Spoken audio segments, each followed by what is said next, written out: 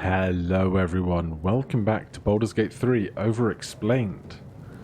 Last time we rolled our character and then made our way through this first area, and now we're going to carry on out onto this grotesque looking balcony and have our next encounter with the first possible party member that can join us. But before we do that, I just want to let you all know and be aware, if you didn't know already, if you come up here to the options of the game, under gameplay, you can scroll down slightly and you will see here, weighted dice. So you can have this checked or unchecked, and what this does is if you have a weighted dice turned on, the random number generation for dice rolls will be slightly more forgiving. So if you're finding yourself constantly missing your checks or your attacks and you find that frustrating and you don't want to have true RNG, as it sometimes can be a pain in the butt, you can turn on weighted dice and that will enable you to have slightly better RNG with your dice rolls. Right, here we need to jump down to traverse, so we can use our jump action. Hop on down, and then as we carry on the outside of the ship, you can see just hiding at the top there, we made some kind of secret check. Something is making a check. It might be Lae'zel making stealth checks hiding up there. But then she's going to jump down and confront us. Nation, this is your end. Your head throbs and your skin tingles. Visions rush past.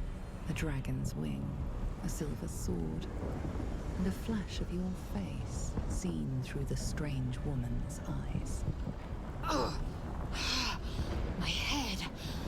What is this? Skvar, you are no thrall.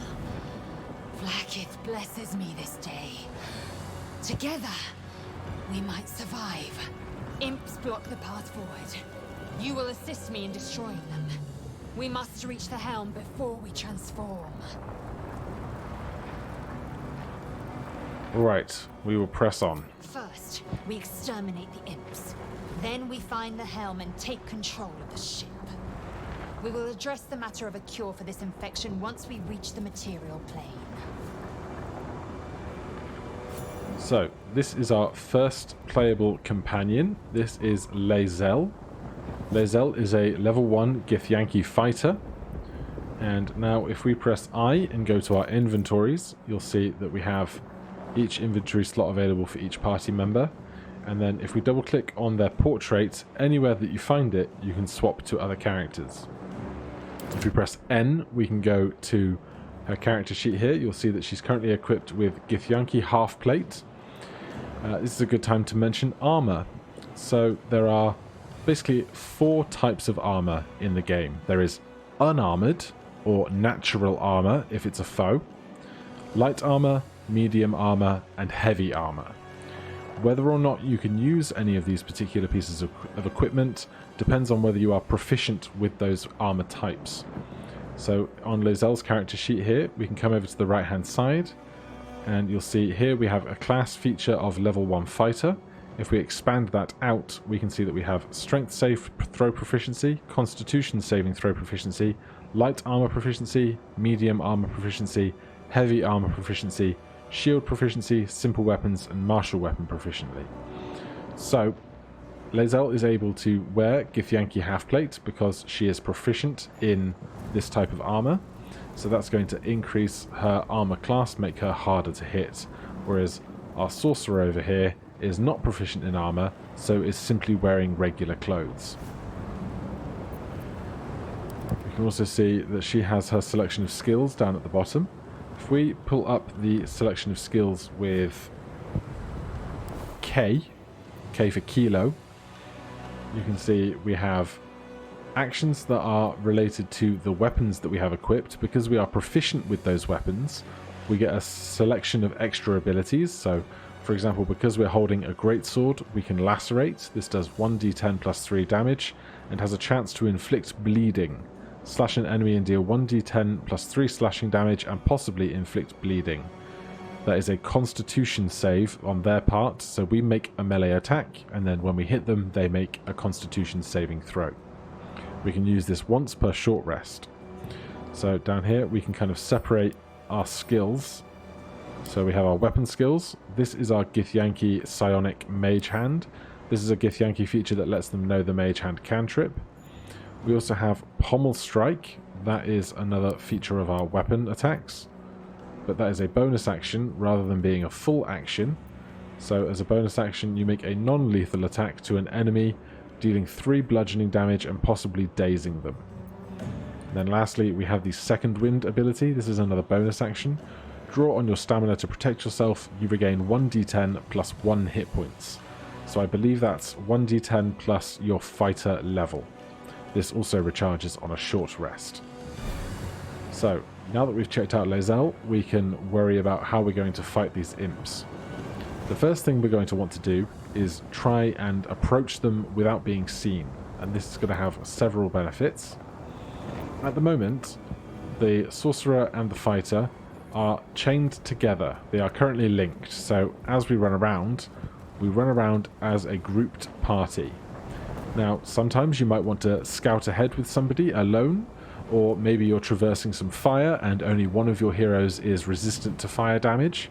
So if you ever only want one person to go off and do something, you can click any of the character portraits and pull them away. You'll see the chain spawn in between the two of them, and then if we get far enough away, that chain breaks, and now there is a gap between them, so when we select the sorcerer will move around on their own, but the fighter will not follow along. So now we will have both of our heroes here. Press C on the keyboard, or you can use the hide action, and that is going to put them into stealth. So stealth uses your dexterity stealth stat. So if we grab a character sheet, under dexterity you can see that stealth is one of the skills. Lae'zel's dexterity is 13. So, because it goes up on even numbers when counting up above 10, her stealth is +1, and she is not proficient in stealth, so she doesn't get to add her proficiency bonus. Whereas for Gothic Lord UK, we have 3 stealth because we have 16 dex, so 10 is 0, 12 is 1, 14 is 2, 16 is 3, so they are a little bit more stealthy than Lae'zel. You'll also see, if we check out Lae'zel's armor, the wearer of this item gains disadvantage on stealth rolls. So when they're trying to evade their foes by hiding, they will roll 2d20s and use whichever of the 2 numbers is smaller. So let's approach with Gothic here, and we'll bring Lae'zel just up behind. So now that we are stealth, you can see this red aura over the battlefield. That is the area of perception of the imps that are currently in the room. So as long as we are not directly in those cones, we shouldn't be seen. Then if we enter those cones, the enemy will make a perception check, and if that perception check is higher than our stealth check, then we will be seen and caught out. But the other main advantage that we have as being hidden from our foe is that if we attack a foe while we are an unseen attacker, our opening attack will be with advantage. So we get to roll 2 dice and use the higher and then add our modifiers to it. So if I take this chill touch here, it's going to do 1d8 necrotic damage. And you'll see on the left there, we are attacking with advantage because we are an unseen attacker. So we'll roll that attack. And we do 1 damage, but we manage to remain hidden. So we can see here in the bottom corner, if we just quickly hide ourselves again.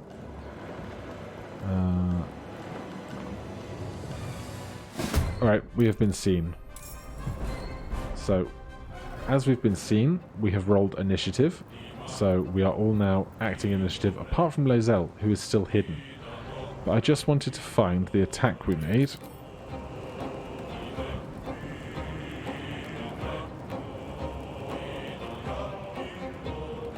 So here we can see the breakdown of the attack. So the Lesser Imp's armor class was 7.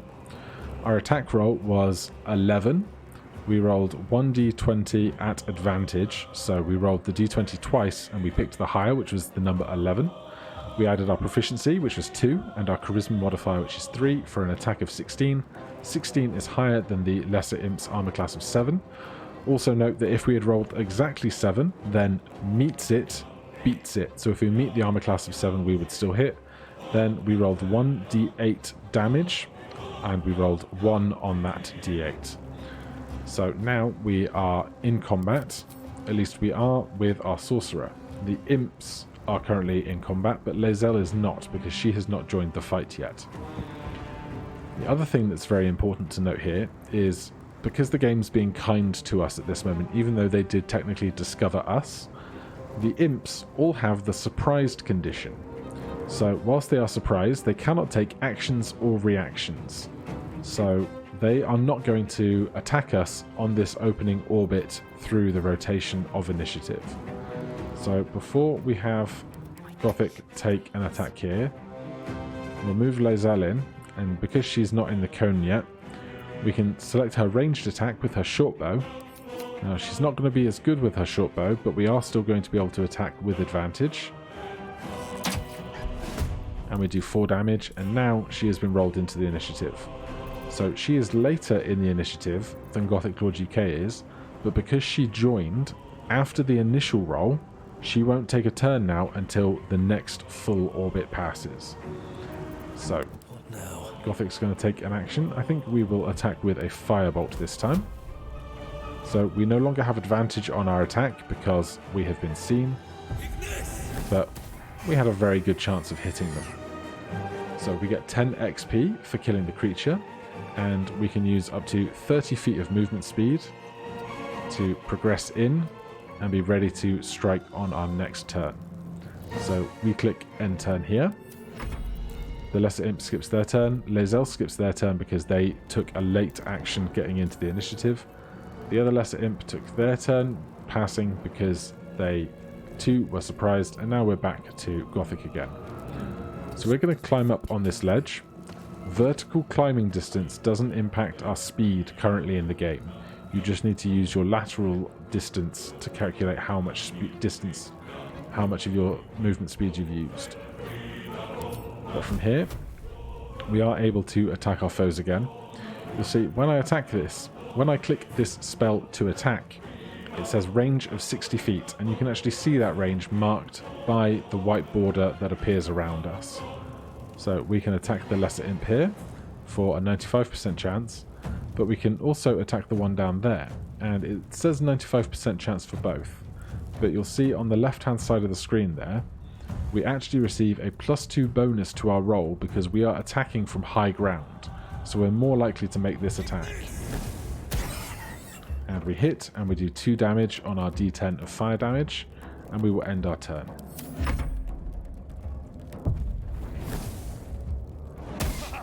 Right, the imp tried to attack us with a fiery bolt, but they were unable to surpass our armor class. There's the attack roll, there it is. They rolled 10 plus 2 minus 1 because they're not very intelligent. So they rolled an 11, which is lower than our armor class of 13. So now Lae'zel can try and join the fight. Is her ranged attack going to reach? It will. We do 2 damage, and then we can end our turn again. This imp at the back shoots us for 7 damage, which is quite a lot considering we only have 8 HP.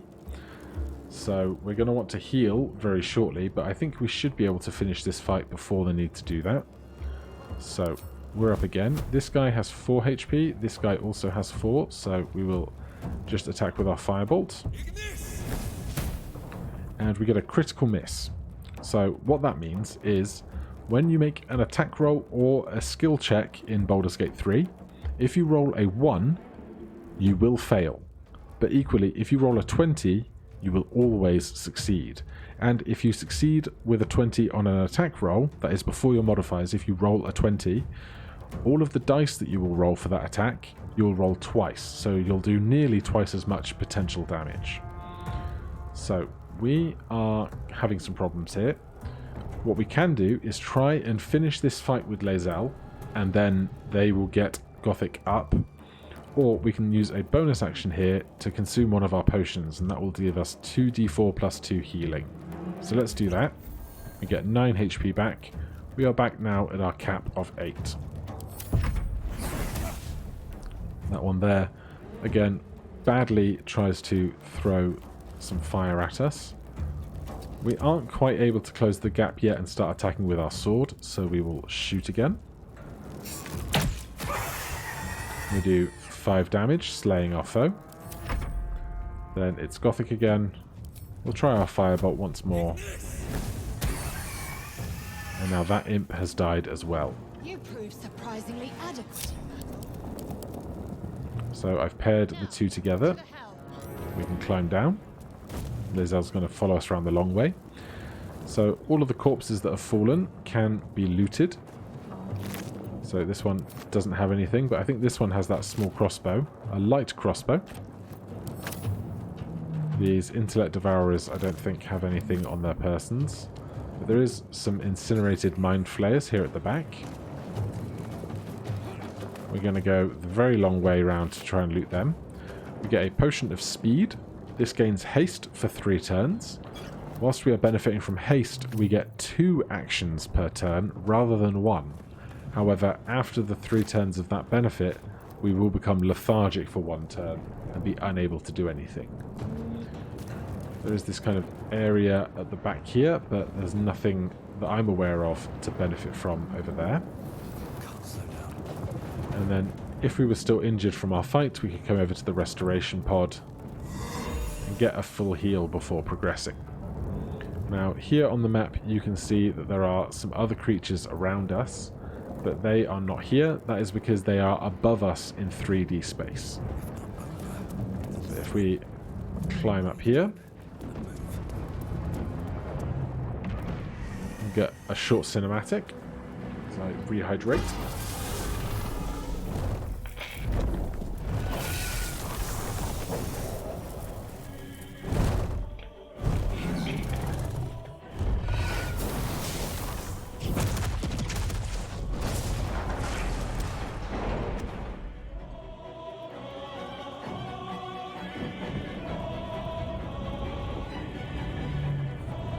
So clearly somebody's having a bad time. So now we get out onto the deck of the ship. If you hold Alt, as ever, you can see lots of dead things around us, and we can still loot them even though they didn't die at our hands. So here we've got a dagger and a studded shield. Now, we are not proficient with shields, but we are proficient with daggers. If we go back to our character sheet here, we have been spawned in with a quarterstaff, which is not a finesse weapon. And as such, we use our strength modifier to attack with it. And you'll see our melee attack is only +1, because we have -1 from our strength, and we have +2 because we are proficient with that quarterstaff. So -1 and +2 makes for a +1. However, if we unequip that quarterstaff, and instead equip this dagger that is a light finesse weapon, we can equip that. And then you'll see our melee attack is now +5, because with a finesse weapon you use your dexterity stat to attack with instead of your strength. So our dexterity is +3 because it's 16, and then our proficiency is +2, which means our attacks with that dagger are now going to be +5. Equally, we can equip the light crossbow. The light crossbow is a ranged weapon. Ranged weapons also use the dexterity stat for attacking, and you'll see our ranged attack now has +5 also. Now, typically our cantrips are going to do more damage than the light crossbow, but there may be reasons why you might want to attack with a crossbow and not a spell. So, we will carry on. We are, of course, not proficient with shields, and we are unable to give Lae'zel the shield at the moment, because while she is proficient with it, the greatsword that she is holding requires both hands. Oh, lend a hand, won't you, love? There's a rat in the kitchen. 10 red rats. And they're flying and they're clawing. The Mind Flayers have already enthralled him. Leave him, or we will share his fate. So, that guy's clearly not having a great day. But as we climb these stairs, we can see 2 more imps over there. If we're quick, we can hide ourselves.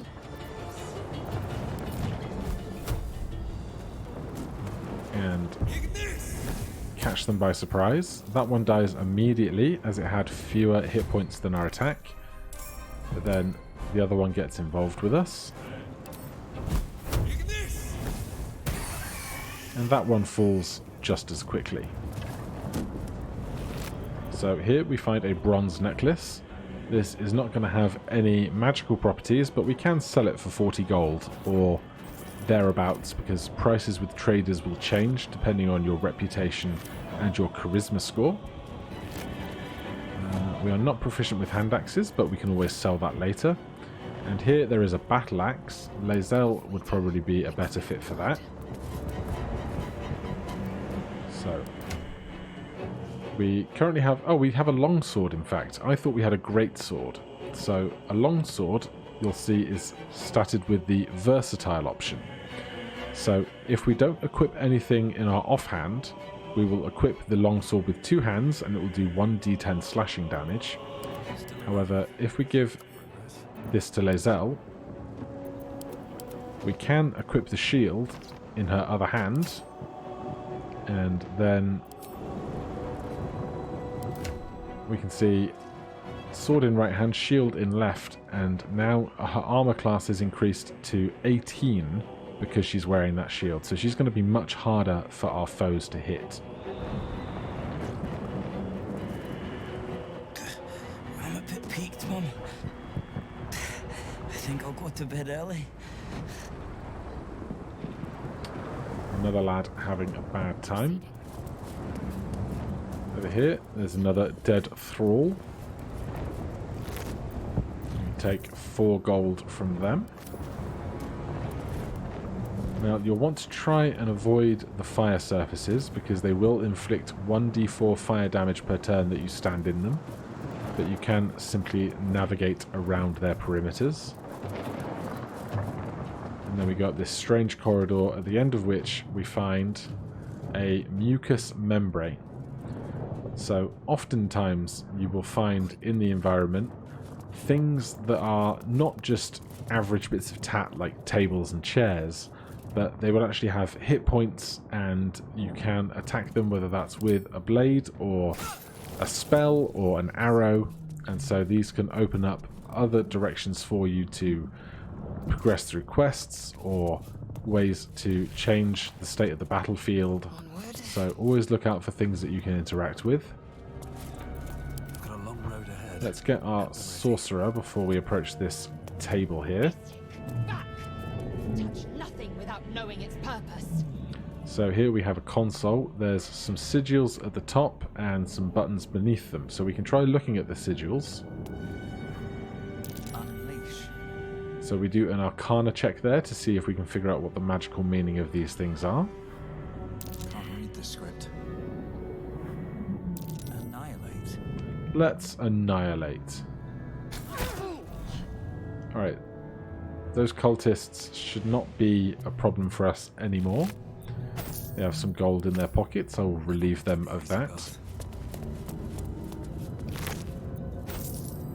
Just here on the ground there is a backpack.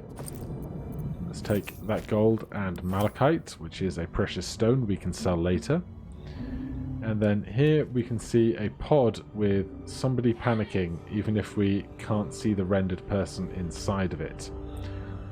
So I think we will end things there. Then next time we will see about rescuing this person and getting off of this ship. If you have any questions about anything that we have done today, by all means put them down in the comments. That's mainly the point of all this, is to try and teach you guys things that you might not know about the systems in place in Baldur's Gate 3. If you have any other questions or comments, you can put them down there as well. Otherwise, thank you so much for watching, and I'll see you in the next one. Cheers.